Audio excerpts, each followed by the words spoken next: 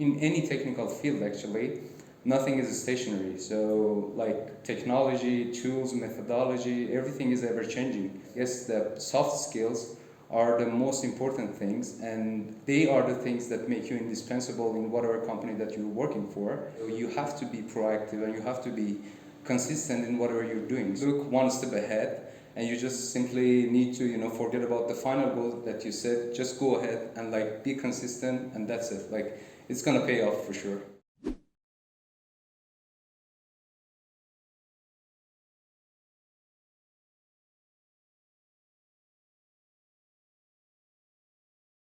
Well, actually, I would consider myself lucky because my motivation were always there, so they didn't change at all, I would say.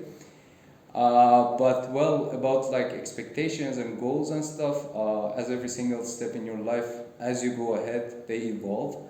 So they have already changed in a bit, and also I mean, as a PhD student who did his PhD in the frame of Marie Curie, and I had the luxury to to do some secondments and stuff. I guess I right now I feel like I need more goals and stuff. So I've set the goal to enter industry, which wasn't there in the beginning of my PhD, I would say.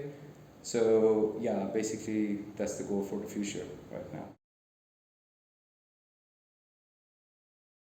Well, I mean, I would say in the world of AI, in any technical field actually, nothing is stationary. So like technology, tools, methodology, everything is ever changing. But as Seth Godin said in his book Linchpin, I guess the soft skills are the most important things, and they are the things that make you indispensable in whatever company that you're working for. So I feel the soft skills that I gained and developed during the PhD was the most important part. And I'm super grateful to my supervisors and also to my colleagues because they played an important role in developing these soft skills. And what I mean by soft skills, like the skills to communicate with people, to interact with people, to how to be consistent, how to be proactive. These are the soft skills that I mean.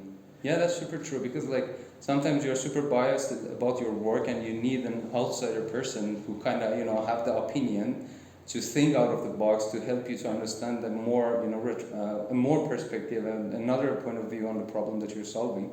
So I guess yeah, that's super important to build up your network.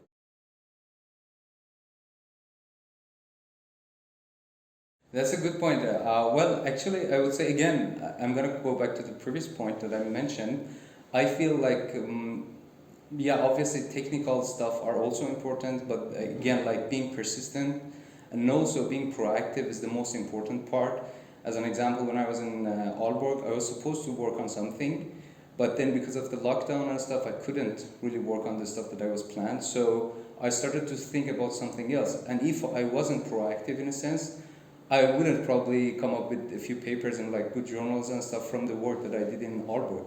So what I mean is that like before you reach the goals that you set in the beginning of your PhD, there is for sure like frustrating wilderness ahead. So you have to be proactive and you have to be consistent in whatever you're doing. So I mean these are the two most important things that I would suggest, and I would advise that you like the fresh starting PhDs. I'm coming from Finland university like Aalto, and we have this concept in Finland which is called sisu, which means exactly the point that you mentioned. You have to just look one step ahead, and you just simply need to forget about the final goal that you set. Just go ahead and like be consistent, and that's it. Like it's gonna pay off for sure. Yeah, actually, I've been working with RF sensing, frequency sensing, throughout my PhD. And like before, in the beginning, I was working on the technology to propose a system for gesture recognition, for localization, and these kind of problems that exist in industry and also in academia.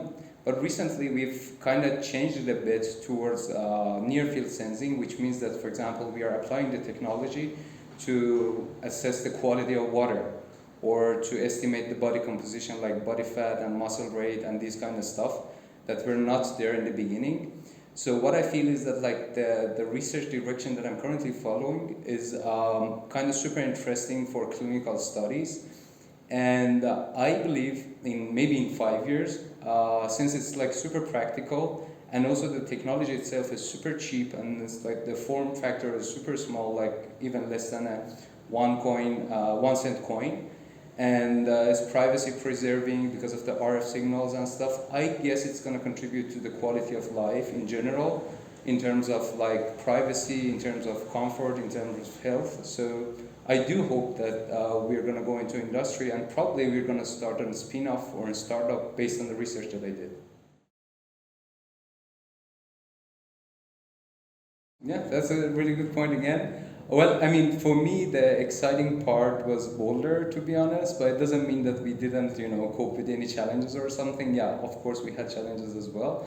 But in the future, I mean, before starting my PhD, I had the experience of working in industry. So I feel I have a connection with industry in a sense. And now, like having done the PhD in the frame of Marie Curie, I feel like I'm more experienced in the theoretical part as well as the practical part. So I feel I'm even more qualified for the industry in the sense that I have like more perspectives and more knowledge of like even managing people, and because I have like some students from bachelor and master's level, and even from PhD level that I kind of supervised in a sense. So I feel I will be definitely joining an industry based company in the future. But again, as I told you, the final goal is to start my own business, hopefully in 5 years or something. But still, I need to gain some more experience in industry, like maybe for 2 years more. So that's the plan for the future. Yeah, thank you so much. It was a great pleasure. Thank you. Thank you so much.